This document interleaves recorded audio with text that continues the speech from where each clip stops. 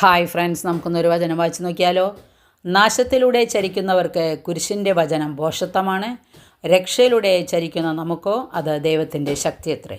ഇത് 1 കൊരിന്ത്യർക്ക് ലേഖനമാണ്. വചനം വരെ നമുക്ക് ശ്രദ്ധിക്കാം. നമ്മുടെ ജീവിതത്തിലുണ്ടാകുന്ന ഓരോ സഹനത്തിലൂടെയും ദൈവം ഓരോ സന്ദേശം നൽകുന്നുണ്ട്. ഈ സന്ദേശം ശ്രദ്ധാപൂർവം ശ്രവിച്ചാൽ സഹനം നമ്മുടെ രക്ഷയ്ക്ക് വേണ്ടിയാണ് എന്ന് മനസ്സിലാകും. ദൈവത്തിനും ദൈവവചനത്തിനും വിരുദ്ധമായി യാത്ര ചെയ്യുമ്പോൾ നിത്യമായി നാം നശിക്കാതിരിക്കാൻ ദൈവം ചില സഹനങ്ങൾ അനുവദിക്കും. ഈ സഹനത്തിലൂടെ ദൈവം നൽകുന്ന സന്ദേശം മനസ്സിലാക്കി നാശത്തിൻ്റെ വഴിയിൽ നിന്ന് അനുതാപത്തിലൂടെ യേശുവിൻ്റെ വഴിയിലേക്ക് തിരിയുമ്പോൾ വലിയ കരുണയും സ്നേഹവും മോചനവും നമുക്ക് ലഭിക്കും. നമ്മുടെ ഓരോരുത്തരുടെയും ജീവിതത്തിലുണ്ടാകുന്ന ചെറുതും വലുതുമായ എല്ലാ സഹനങ്ങളും യേശുവിലേക്ക് മനസ്സ് തിരിയുവാനും വളരുവാനും മറ്റുള്ളവരെ വളർത്തിയെടുക്കുവാനുമുള്ള അവസരമാക്കി മാറ്റുമ്പോൾ അത് നമുക്കും നമ്മളിലൂടെ മറ്റുള്ളവർക്കും രക്ഷയുടെ അനുഗ്രഹമായിട്ട് മാറും. വചനം ഇഷ്ടപ്പെട്ടെങ്കിൽ ലൈക്ക് ചെയ്യണേ. Okay, thank you, by.